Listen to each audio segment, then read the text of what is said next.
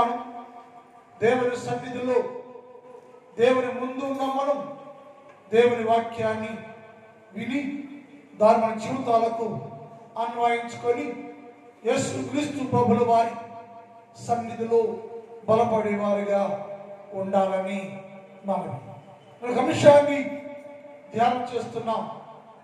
ఏమిటి అంశం అంటే, నేను మాట ఇచ్చితిని దానిని నెరవేరుస్తాను నేను అని దేవుడు వాగ్దానం చేశాడు. ఆ వాగ్దానాలు నెరవేరుస్తాను నేను. మీరందరూ నా ప్రజలు, నా జనులు కనుక మీకేది తక్కువ కాకుండా అన్ని విషయాల్లో నేను ఇచ్చిన వాగ్దానాన్ని నెరవేరుస్తాను అని దేవుడు సెలవిస్తూ వచ్చారు.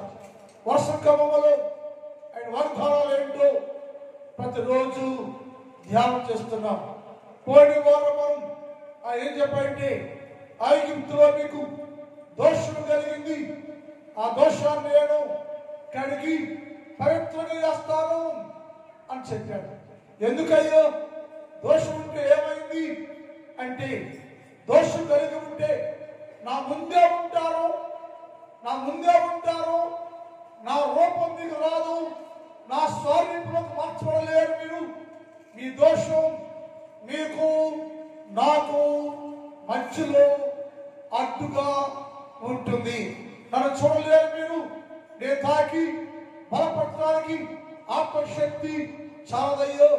అందుకని నేను మీతోనే ఉండాలంటే, మీరు నాతోనే ఉండాలంటే, మీరు నా సంతానంగా ఉండాలంటే, నా ప్రజలుగా ఉండాలంటే, మీకు నాకు ఉన్న దోష పాపం నివారణ కావాలి.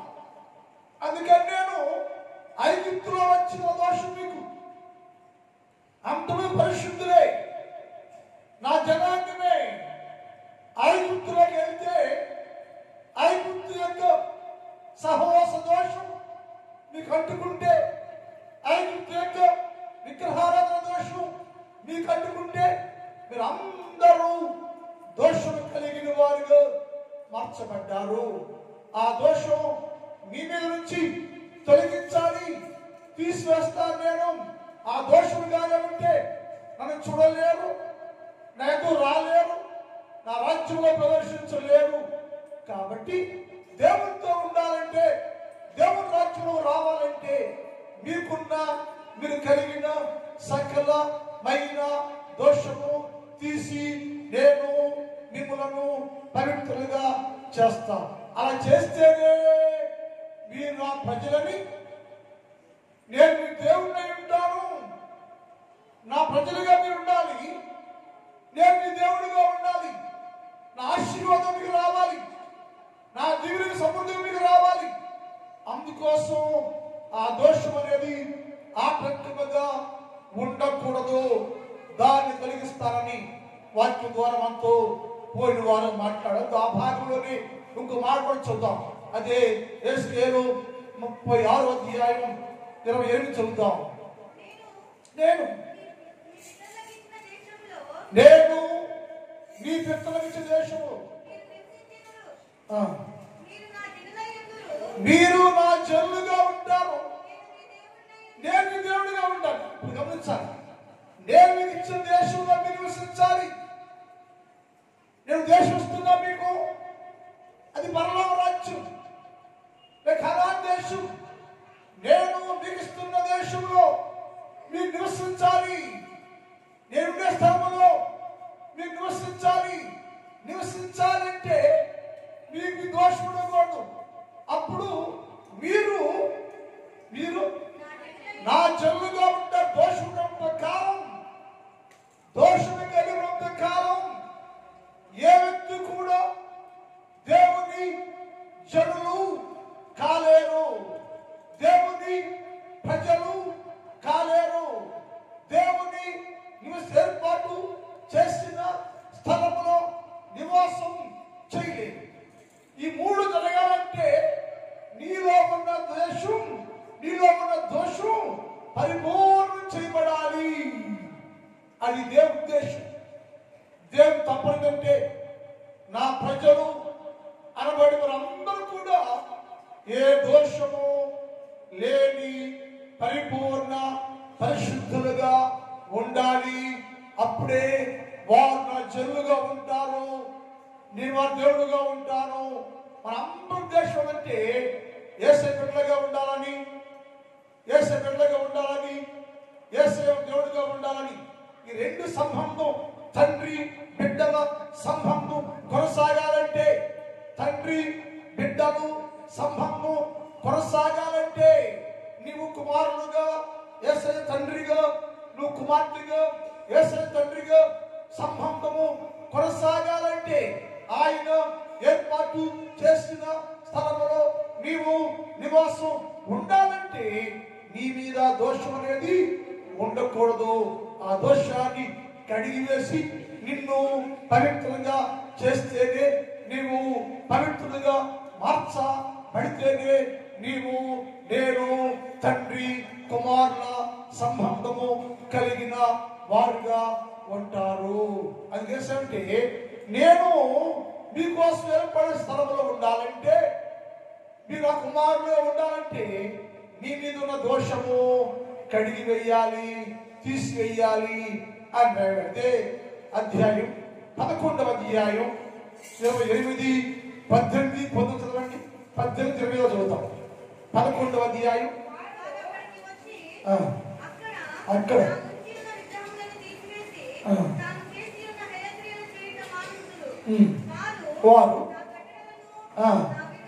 వారు నా కట్టడను నా విధులను అనుసరించి కైకోవడానికి, నాకేమో నేను ఉన్నది స్థలంలో ఉండాలి అంటే దోషం ఉండకూడదు అన్నాడు. ఇప్పుడు ఏంటంటే దేవుని కట్టడం అనుసరించడానికి నీ మీద ఏముందంటే, ఇప్పుడు వరకు మానవుడు ఈ లోకంలో ప్రతి మనిషి దేవుని యొక్క చట్టాన్ని కట్టడం ఆజ్ఞను అనుసరించి జీవించలేకపోతున్నాడు.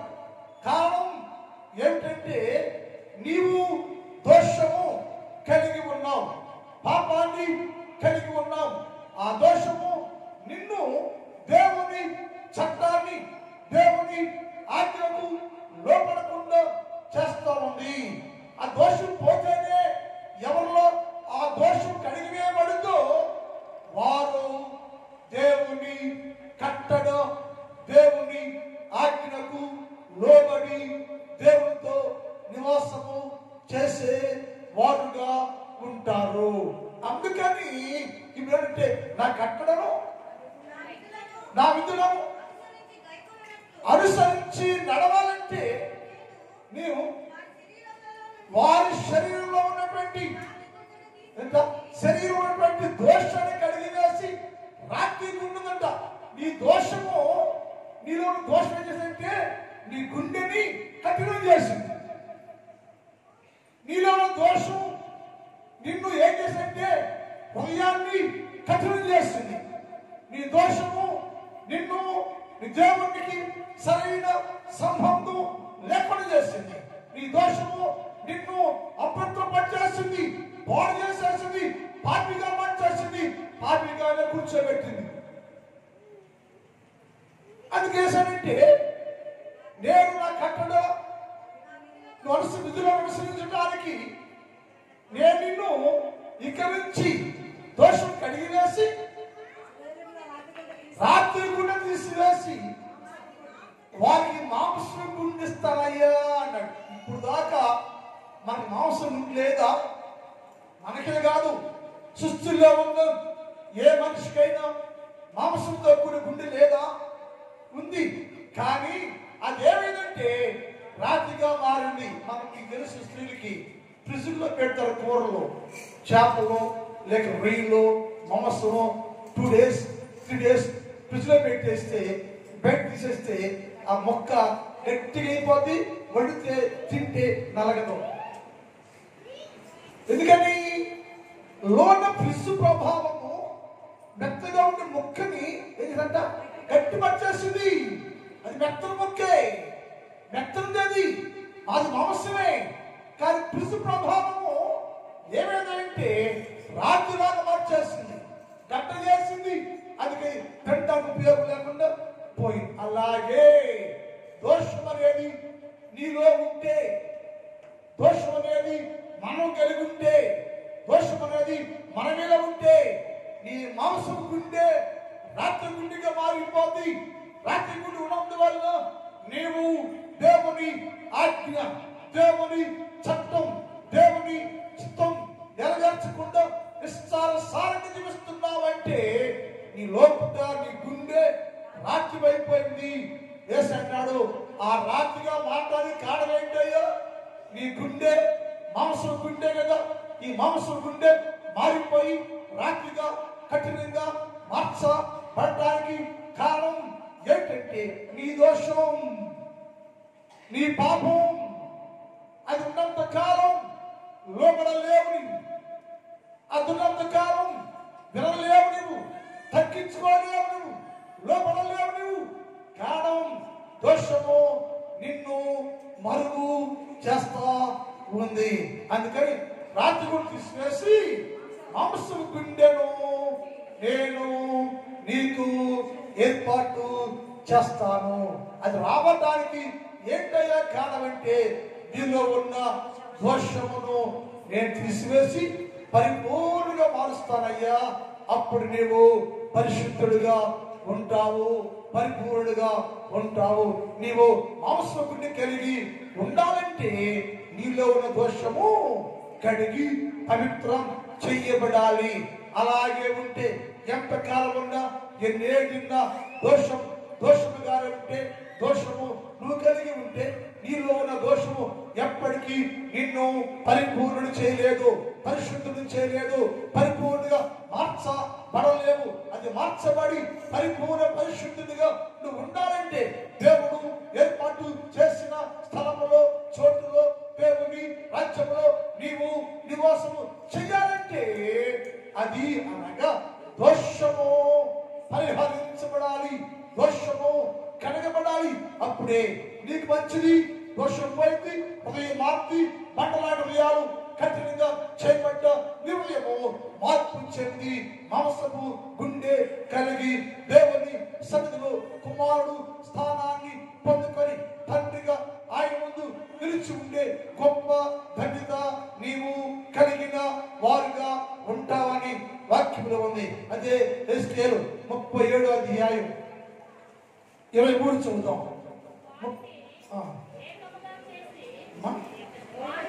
వారిని ఎట్లాంటి పడేడు ఏమయ్యారు? ఏమన్నాడు? వేరువేరుగా ఉండట, ఐక్యత లేదు, ఏక మనసు లేదు, భేదం ఉంది, భేదాభిప్రాయం ఉంది. నేనొచ్చు, నేను గొప్ప, నేనే గ్రేట్ అనుకుంటున్నావు నీవు. వై? ఎందుకంటే నీ లోపల ద్వేషం, దోషం కలిగి ఉన్న కారణం చేత నీకేదంటే ఏక మనసు లేదు. ఏక మనసు లేకుండా ఏం చేస్తుందయ్యా? ఏక మనసు లేకుండా కారణం ఏంటయ్యా? ఐక్యత స్వభావం లేకుండా కారణం ఏంటయ్యా? అందరూ సమానమే అనుకోకుండా కారణం ఏంటయ్యా? ఏకత్వం, ఏక మనస్సు లేకపోవడం కారణం ఏంటంటే నీ లోపల దోషం. నీ దోషము నీ మనస్సుని పాడు చేస్తే, ఏక మనస్సు ఏకత్వం లేకుండా పోతే నీకు భేదాభిప్రాయములు కలిగెను, భేదములు వచ్చను. నేను హెచ్చు, నువ్వు తక్కువ, నేను గొప్ప, నువ్వు తక్కువ అని భేదాలు కలిగి ఏకాభిప్రాయము కోల్పోయి నేనే నేనే నేనే అని అహంకారాన్ని పెంచుకుంటున్నావంటే నీ లోపల ఏక మనసు లోపించింది.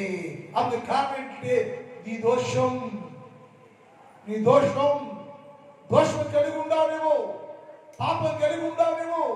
ఆ పాపము నిన్ను ఏక స్వభావంలోకి, ఏక మనసులోకి రాకుండా ఆటంకం చేస్తా. వాక్యాన్ని వారిని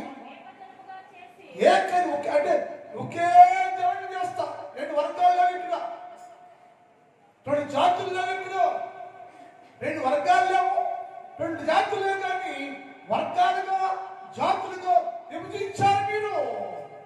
మీరు వర్గాలు చేశారు సంఘాన్ని, వర్గాలు చేస్తారు జాతిని, వర్గాలు చేశారు ఇస్రాయేల్ దేశాన్ని. కారణం దోషం. దోషం ఉన్నందువల్ల ఏకాభిప్రాయం, ఏక మనస్సు లేక వర్గీకరణ చేసింది. వర్గీకరణలో ఇస్రాయేల్ దేశం అంటే రెండుగా మారిపోయింది.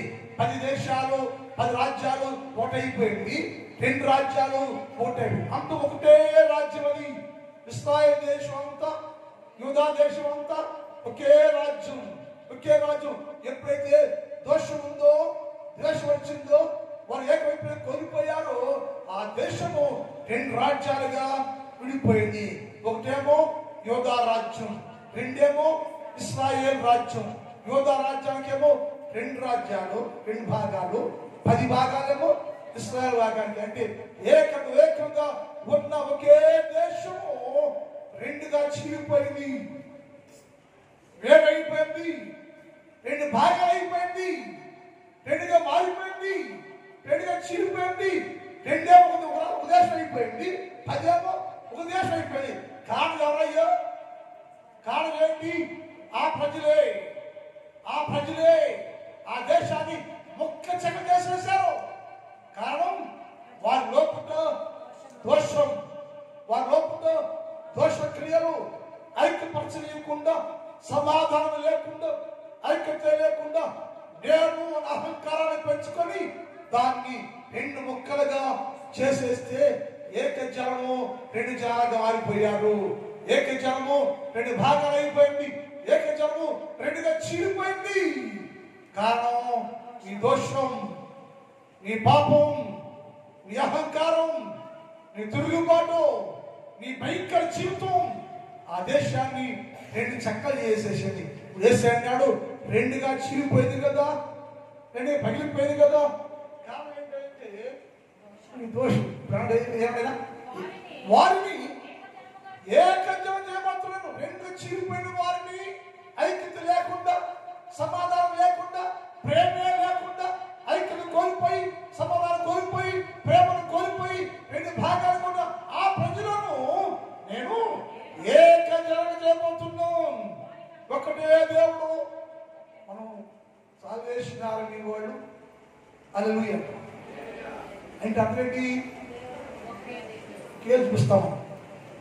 ఒక్కడే దేవుడు, ఒకటే పరలోకం, ఒకటే బాప్తిసం, ఒకటే వాక్యం, అన్ని ఒకటే. కాబట్టి సెల్యూట్ చేస్తే ఇలా చేస్తాము. కారణం ఏంటంటే ఒక్కటే రాజ్యం ఉండాలి, ఒకే మతం ఉండాలి, ఒకే సంఘం ఉండాలి. చీలిపోకూడదు, నిన్ను బట్టి చితిపోకూడదు, మిమ్మల్ని బట్టి పాడైపోకూడదు. కారణం ఏకత్వం. దోషము ఏకత్వాన్ని పాడు చేసింది. దోషము ఏకత్వాన్ని 2 భాగాలు చేసింది. అది రాకుండా ఉండాలి, అది జరగకుండా ఉండాలి. అంటే నీలో ఉన్న దోషాన్ని కడిగి వేయాలి, నీలో ఉన్న అహంకారాన్ని కడిగి వేయాలి, పాపాన్ని కడిగి వేయాలి. ఏమన్నా నేను మాటిస్తున్నానయ్యో, ఏంటి మాట, ఏంటి వాగ్దానం అంటే నీలో ఉన్న దోషాన్ని కడిగి వేసి 2 జనముగా కూడా నిన్ను ఏక జనముగా చేస్తున్నాను. ఇక నుంచి మీరు ఏక జనంగా ఉంటారు, ఏక మనసు కలిగి ఉంటారు, ఒకే వ్యక్తిగా ఉంటారు, ఒకే కుటుంబంగా ఉంటారు, అన్నదమ్ముల్లా ఉంటారు, కలిసే ఉంటారు, కలిసే ఉండాలి మీరు. ఎందుకంటే రక్తములు కడగబడిన పరిశుద్ధ సంఘము మీరు.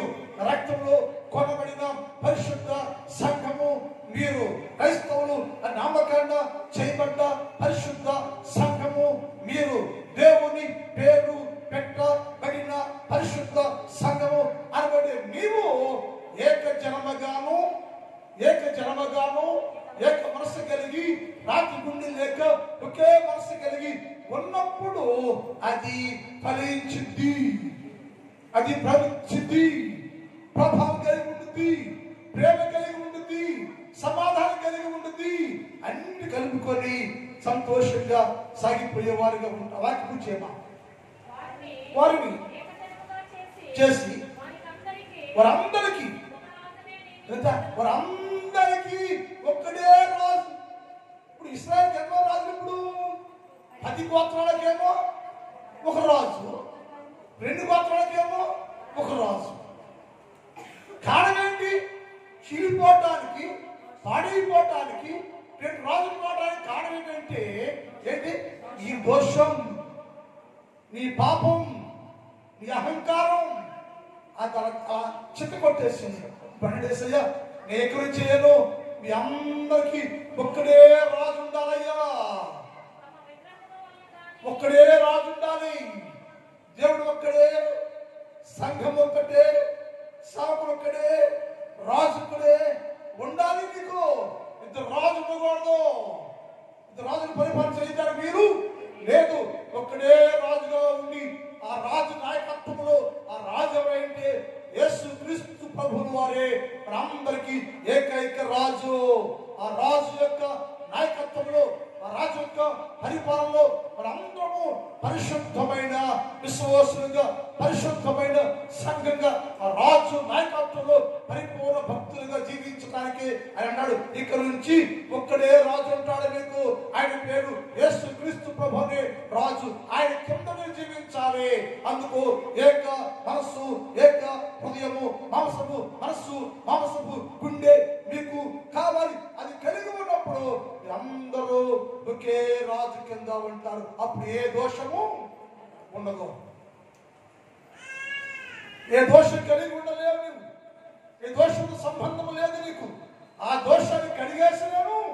మీ అందరినీ ఒకే రాజు కింద, రాజు సభ్యులుగా, రాజులైన యాజక సమూహముగా మీ అందరూ నేను పరిశుద్ధమైన సంఘంగా చేస్తాను, పరిశుద్ధమైన జాతిగా చేస్తాను, పరిశుద్ధులుగా మారుస్తాను నేను. అందుకో నేను మాట ఇస్తున్నా. ఏంటయ్యే మాట అంటే, ఈ దోషాన్ని కడిగి వేసి, ఈ దోషాన్ని తీసివేసి అందరూ ఒకే రాజు సన్నిధిలో ఒకే దేవుని పూజించే దేవుని ప్రజలుగా నేను మిమ్మలను చేస్తున్నాను. అది నా వాగ్దానం చెప్పాను. దేవుని వాగ్దానాలు అలా జరిగితే ఏమిటంటే, నీవు ఆయన కుమారుడుగాను, ఆయన తండ్రిగాను కుమార్తె ముందుకెళ్ళను. లేవికాండం 26:12. లేవికాండం 26:12. ఎప్పుడంట? ఎప్పుడు? ఏక మనస్సు కలిగి ఒకే రాజు కింద ఉంటే, ఏకత్వం కలిగి, ఏక స్వభావం కలిగి, ఒకే సంఘంగా ఉంటే, ఒకే కుటుంబంగా ఉంటే, సహోదర ప్రేమ కలిగి ఉంటే, ఐక్యత కలిగి ఉంటే, దేవుని ప్రజలుగానే ఉంటే, నేను వచ్చి మీ మధ్యలో సంచరించదను. ఇప్పుడు రారాయన అనుకుందాం. ఎందుకని కొన్ని కుటుంబాల్లో పొద్దుగా పోట్లాడుకుంటే అందరూ పడదు. అది పెద్దోళ్ళు ఏదో ఊర్లో ఉంటారు. పెద్దోళ్ళు అంటారు, అయ్యా సెలవుకి వస్తే మా ఊరు రారా, మా ఇంటికి రాయ్యా అని బంధువులు వాళ్ళు ఆహ్వానిస్తూ ఉంటారు. వాళ్ళు రారు. ఎందుకు రారంటే, వచ్చి ఎవరింటికి వెళ్ళను నేను, నీటికి వెళ్తే నీ కోపం, ఆ ఇంటికి వెళ్తే ఆడి కోపం, ఎవరికి వెళ్ళను నేను, ఎక్కడికి అని రావలసిన బంధువు రాకుండా అక్కడే ఉంటాడు. వీళ్ళేమో రాయ్యా రాయ్యా అంటా ఉంటారు, కానీ ఆ బంధువులు వచ్చేది లేదు, కలిసేది లేదు. ఎందుకంటే ఇక్కడ 2 భాగాలుగా ఉంది, 2 స్వభావాలు ఉంది, 2 మనసులు కలిగి ఉన్నారు. ప్రార్థన చేస్తున్నాం, పాటలు పాడుతున్నాం, క్రైస్తవులమే, విశ్వాసులమే, భక్తులమే, అంతకు తోటలమే. అందుకని ఆయన వాడు నేను రానయ్యా బయటే ఉంటాను.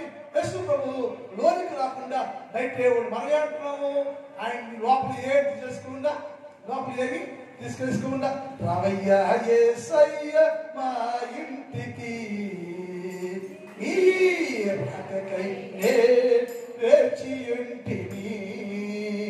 రావయ్యా యేసయ్య మా ఇంటికి, ఈ రాకకై వేచి ఉంటిని. ఎందుకంటే ఆయన బయట ఉన్నాడు. ఈ లోపం దోషం, పాపం, ఐక్యత లేకుండా, సమాధానం లేకుండా, శాంతం లేకుండా లోనికి రమ్మంటే దోషం కలిగి ఉండి యేసుని ఆహ్వానిస్తుంటే ఆయన బయటే ఉన్నాడు, లోనికి రాట్లా. ఆయన లోనికి లేనందువల్ల, ఆయన లోపల లేనందువల్ల జరగరాని కార్యాలు జరిగిపోతున్నాయి. ఆయన సంఘంలో లేనందువల్ల అందరూ మనసులు పాడైపోతా ఉంది. కారణం ఏంటి? దోషం. ఆయన అన్ని కడిగేస్తాను. ఒకటి, నేను వచ్చి మీ మధ్యలో నివాసం ఉంటా. ఎప్పుడు కడగబడితే, దోషం పోతే, పాపం పోతే, శుద్ధులుగా మార్చబడితే, ఏక స్వభావం కలిగి ఉంటే, ఐక్యత కలిగి ఉంటే, బ్రహ్మకు తల్లిబిడ్డలాగుంటే, ఐక్యత కలిగి ఉంటే, తగ్గించుకుంటే, సమాధానంగా ఉంటే, నేను వచ్చి మీ మధ్య చదవమా, నేను నీ మధ్య నడుస్తానయ్యా. నిండా కొంచెం కింద నడుతూ ఉంటా, మొత్తం 5 నిమిషాలు ఉంటారు, తెలుగు వస్తూ ఉంటారు, దారి ఫ్రీగా ఉంటుంది. కానీ అయిపోయింది. అటెండ్ అయినా వస్తాను, నేను ఫ్రీగా నడుస్తా. సంఘంలో నేను వచ్చి మీ మధ్య నడుస్తాను, మీ మధ్యలో సంచరిస్తాను.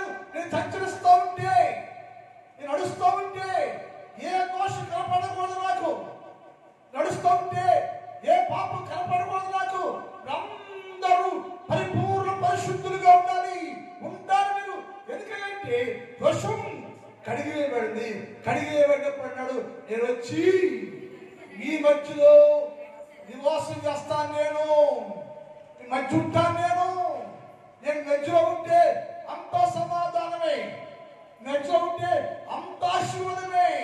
నేను వచ్చి మీ మధ్యలో నివాసం చేస్తూ ఉంటే మీ అన్ని కుటుంబాలు అన్ని క్షేమాభివృద్ధిలో ఉంటాయి. ఎందుకంటే ఆశీర్వాదకర్త అయిన యేసు ప్రభువే మీతో వచ్చి నీలో, సంఘంలో, కుటుంబాల్లో నివాసం చేస్తూ ఉంటే ఏది తక్కువ కొద్దువ లేక అంత సమృద్ధిగానే ఉంటారు. అందుకని నేను వచ్చి నీ మధ్య నివాసం చేస్తాను, అప్పుడు మీరు దేవుడిగా ఉంటారు, మీరు నా ప్రజలుగా ఉంటారు. అప్పుడు దాకా నీవెవరో ఆయన ఎవరో సంబంధం ఏమి లేదు. ఆయన తండ్రిగాను దేవుడుగాను నీవు యేసయ్య కలిసి ఉండాలంటే నీ మధ్య ఉన్న దోషాన్ని పరిపూర్ణంగా కడిగి శుద్ధీకరణ చేస్తే అప్పుడు దేవుడు నిన్ను నీతో కలిసి నివాసము చేస్తూ ఉంటారు. ఇంకో మాట, మూడోది పెట్టి ఏంటండి వాగ్దానం అంటే, నేనాడు మీరందరూ ఇశ్రాయేలు దేశంలో ఉన్నారయ్యో. ఇశ్రాయేలు దేశంలో ఇశ్రాయేలీయులు యూదా వారిని, ఇశ్రాయేలు వారిని అవమానపరిచారు, హేళన చేశారు, అవమానపరిచారు. ఎవరిలయ్యో? ఎవరిలు? పరిశుద్ధ జనాంగం. ఎవరిలు? దేవుని ప్రజలు. ఎక్కడున్నారయ్యా? ఐగుప్తులో ఉన్నారు. ఐగుప్తులో ఉంటే ఐగుప్తులో ప్రజలు ఏం చేశారంటే దేవుని ప్రజలైన ఇశ్రాయేలు అందరినీ అవమానపరిచారు, రాళ్ళు చెక్కించారు, పని చేయించారు, ఏళనగా మాట్లాడారు, అవమానంగా మాట్లాడారు, మనకి భోజనం పెట్టలేదు. రకరకాలుగా ఐగుప్తు దేశంలో ప్రజలు ఇశ్రాయేలును అవమానపరిచారు. దేవుడు అన్నాడు, ఇశ్రాయేలులారా వీరందరూ ఐగుప్తులో చాలా అవమానాలు పడ్డారు, అవమానాలు భరించారు.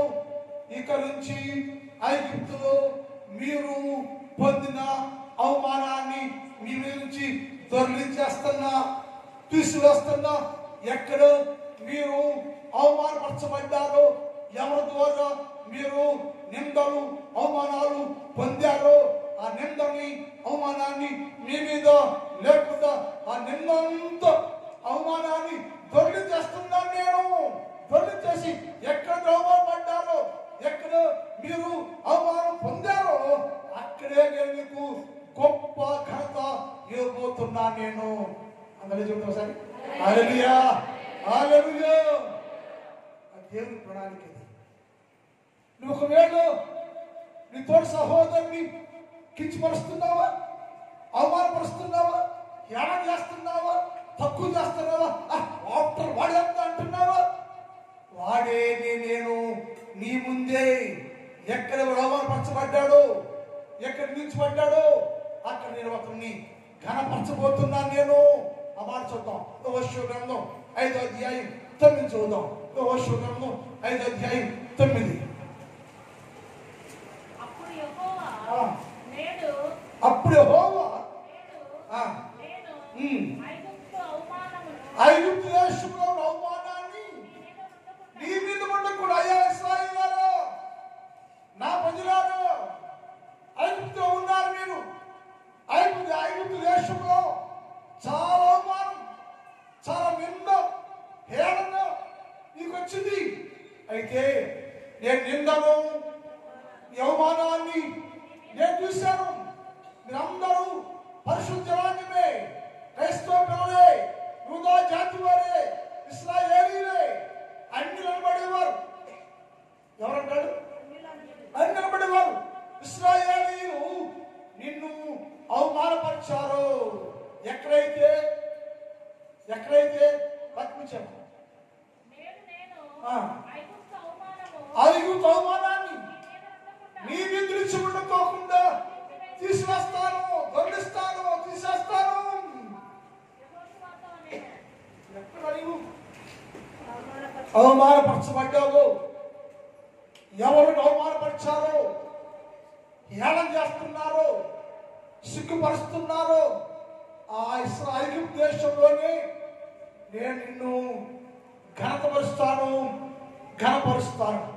అని ఉదాహరణగా యోసేపు అదే దేశంలో ఉన్నాడు, ఐగుప్తులో ఉన్నాడు. అనేక అవమానాలు, నిందలు భరించాడు. బానిసగా ఉన్నాడు, ఖైదులో ఉన్నాడు, సరసాల్లో ఉన్నాడు. ఆ దేశంలో అనేకులు అతన్ని అవమానపరిచారు, హేళన చేశారు, నిందించారు. అదే దేశంలో ఎక్కడ అవమానం పొందాడో, ఎక్కడ హేళన చేయబడ్డాడో అదే దేశానికి అతను రాజుగా చేయబడను. హల్లెలూయా, హల్లెలూయా. అంటే అక్కడే అతనికి ఘనత వచ్చింది. హేళన చేసిన వారు సిగ్గుపడ్డారు, హేళన చేసిన వారు అవమానపరిచిన సిగ్గుపడ్డారు, హేళన చేసిన వారిని సిగ్గుతో తల దించుకున్నారు. ఎప్పుడు కూడా ఎదుటివాడిని హేళన చేయకూడదండి, అవమానం చేయకూడదు, అవమానం మాట్లాడకూడదు. వాడి పాపి అవ్వచ్చు, వ్యభిచారం అవ్వచ్చు, దొంగ అవ్వచ్చు, ఎలాంటి వాడు సరే నీకు ఎదుటివాడిని అవమానపరిచే రైట్స్ నీకు లేవు. ఎందుకంటే నువ్వు పరిశుద్ధులు కాదు కాబట్టి, నువ్వు భక్తులు కాదు కాబట్టి. ప్రతి వాడిని సహోదరుగా ప్రేమించాను, ప్రతి వాడిని సహోదరుగా ప్రేమించాను, ప్రతి వాడు ఐక్యంగా ఉండాలి. నువ్వు ప్రతి వాడు చాలీయాలను అవమానపరచకూడదు. అవమానపరిచావంటే దేవుడు నీ ముందే నిన్నెవరు అవమానపరిచావో వారిని హెచ్చించి నేను తగ్గించి అవమానాన్ని నీ కలుగు చేస్తాను బైబిల్లో ఉంది. కనుక దేవుడు చెప్పాడు, ఇశ్రాయేలులారా మీరందరూ ఐగుప్తు దేశంలో అవమానాలు పొందారు, అవమానపరచబడ్డారు. కాబట్టి ఇక్కడ నుంచి నేను మీరు కలిగిన ప్రతి అవమానాన్ని తొలగించేసి అక్కడే అవమానానికి బదులుగా నేను మీకు ఘనతను, గౌరవాన్ని కలుగు చేస్తానయ్యా. ఎక్కడ అవమానం పొందావో, ఎవరిని అవమానం చేశారో వారి సిగ్గుపరుస్తాను నేను అని దేవుని వాక్యంలో ఉంది. ఎస్కేద్దాము దానికి వెళ్ళి ముందుకు మాట చెప్తాను. టైం అయిపోతుంది. మోషే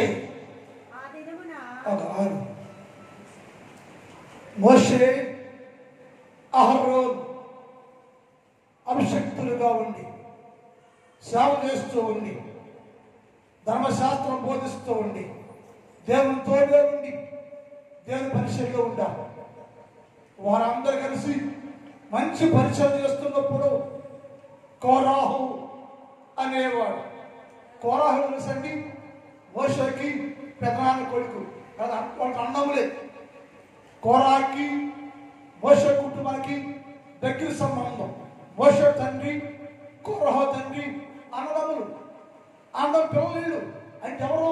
సహోదరులు. ఐక్యత కలిగి ఉండాలి. సహోదరులు ప్రేమ కలిగి ఉండాలి. సహోదరులు సమాధానంగా ఉండాలి. వారు వచ్చి అహరోను మోషే పరిశుద్ధులుగా ఉండి పరిశుద్ధమైన సేవను కొనసాగిస్తుంటే ఇక్కడ కోరాహు అనేవాడు మోషేకి అహరోనుకి వ్యతిరేకంగా 250 మందిని ఒక మొట్టాన్ని ఏర్పాటు చేశారు. ఒక మొట్టాన్ని రహస్యంగా వాడు బయట ఉంటాడు, లోనే ఉంటాడు, బయట ఉన్నాడు. ఎవడు? కోరహ లోపలే ఉంటాడు, ప్లానాలు చేస్తాడు, బయట కనపడ్డు. కోర లోనే ఉంటాడు. 250 మంది కొడగట్టి వాళ్ళందరూ రచ్చగొట్టి మొట్టా చేసి గ్రూప్ చేసి మోషేకి అహరోనుకి వ్యతిరేకంగా మాట్లాడటం ప్రారంభించారు. మీరేనా భక్తులు? మీరేనా యాచన చేసేది? మీరేం గొప్ప చేసేది? మేము వేయకూడదా? సగమా అని లేనిపోయినన్ని పెట్టి పెద్ద పిటికి పెట్టేసి వారిని భక్తుని ప్రశ్నించడానికి పాడు చేయడానికి 250 మందిని కంకణం కట్టాడు. దాంట్లో దేవుడు చూస్తూ ఉన్నాడు. దేవుడు కోరాహు అవమానపరుస్తున్నాడు. కోరాహు వాడిని సిగ్గుపరుస్తున్నాడు. కోరాహు అహరోను విషయాన్ని హేళన చేస్తున్నాడు. వాడేంద్రా ఏం కదా అని అహంకార మాటలు మాట్లాడుతున్నాడు. దాంతో దేవుడు చూశాడు. దేవుడు చూసి ఎక్కడైతే మోషే అహరోను కుటుంబ సభ్యులు అవమానపరచబడ్డారో వాళ్ళ ముందే దేవుడు కోరాహును 250 మందిని సిగ్గుపరిచాడు. ఎలా తెలుసా? వారు నిలబడే ఉన్నారు. ఈ పక్కేమో మోషే అహరోను వంశం ఉంది, ఈ పక్కేమో కోరాహు ఏర్పరిచిన గ్రూప్ ఉంది. 250 ఓన్లీ, 250 మంది ఉన్నారు. వాళ్ళ మధ్యలో భూమి ఉంది. వాళ్ళు చూస్తున్నారు. దేవుడు చెప్పాడు భూమి 2గా చీలిపో అని భూమి ఆజ్ఞాపించాడు. భూమి 2గా చీలిపోతే ఎవరైతే మోషేకి అహరోనుకి అవమానంగా మాట్లాడి దూషించి ద్వేషించి సిగ్గుపరిచి అవమానపరిచారో వారి కళ్ళ ముందే 250 మంది భూమి మింగివేశాను. సంఖ్యాకాండం 16 అధ్యాయం 30 చూద్దాం. సంఖ్యాకాండం 16 అధ్యాయం టైం అయిపోయింది. సంఖ్యాకాండం 16 అధ్యాయం అతను చెప్పి చాలించగాని వారి కింద నేల నెరగించను. భూమి తన నోరు తెరిసెను.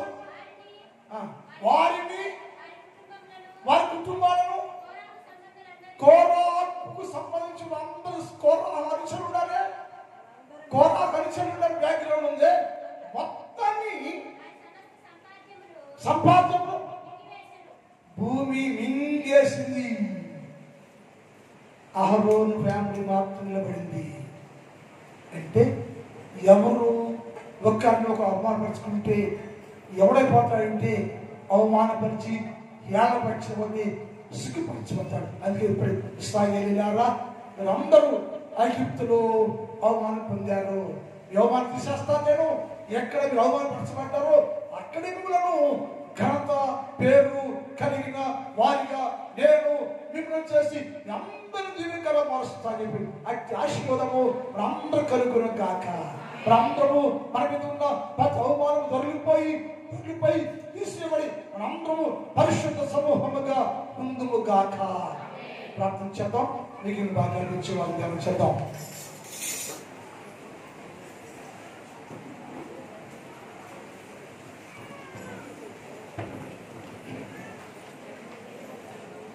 ఒక నిమిషం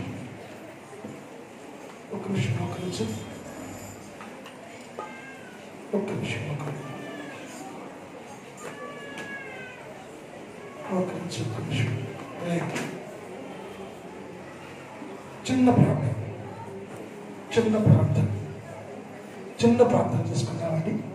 దేవా, నాలో దోషముంటే మార్చయ్యా, దోషముంటే కడుగయ్యా, శుద్ధి చెయ్యయ్యా.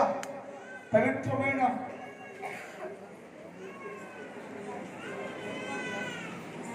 దేవుని దగ్గర మొరపెట్టండి, ప్రార్థన చేయండి, ఏడవండి. ఒక్క నిమిషం ఆలోచించేయండి.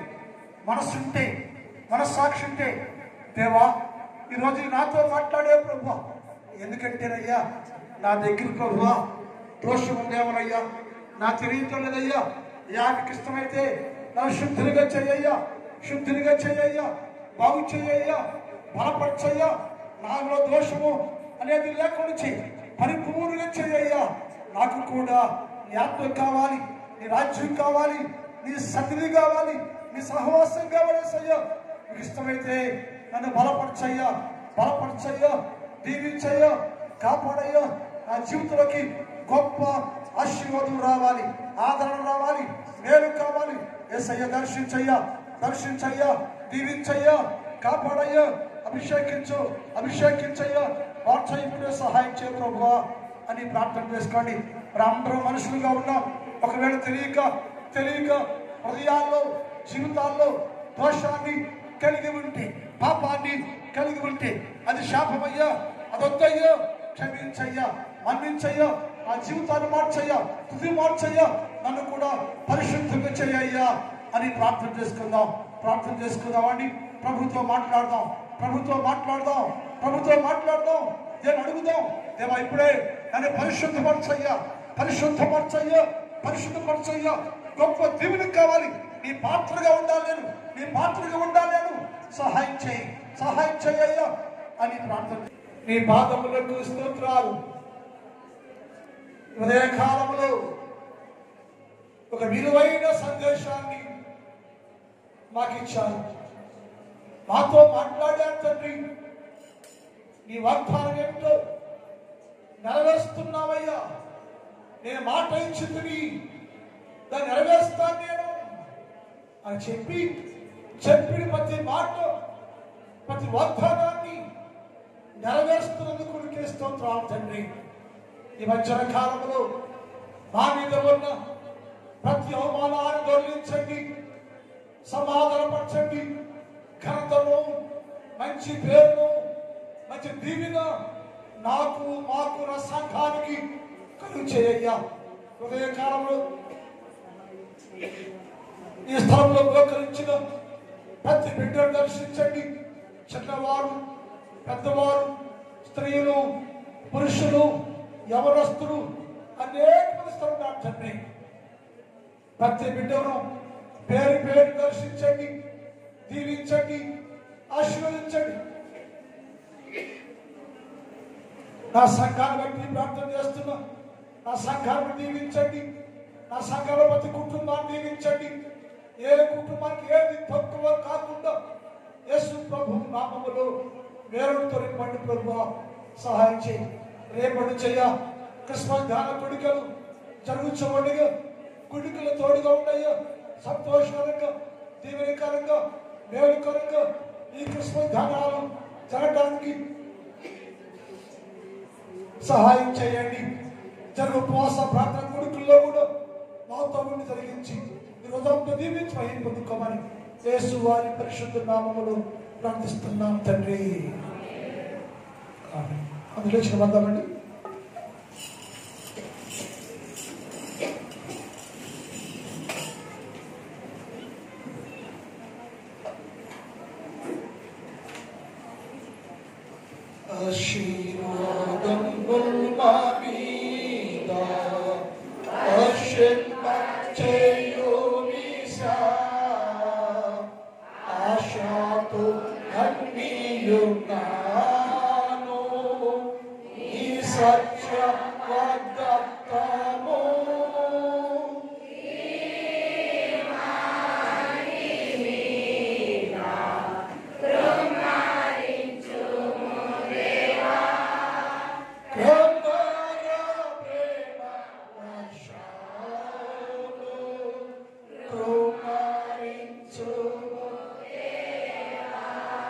తండ్రి దేవుని ప్రేమ, కుమారుడు యేసుక్రీస్తు వారి కృప, పరిశుద్ధాత్మ దేవుని కనివ సహవాసం ఇప్పుడు ఎప్పుడు ఎల్లప్పుడు సదాకాలము మనందరికి తోడే ఇండును కాక.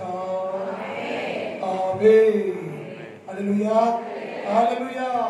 మీ అందరూ కొందనాలండి, క్షేమంగా వెళ్ళండి.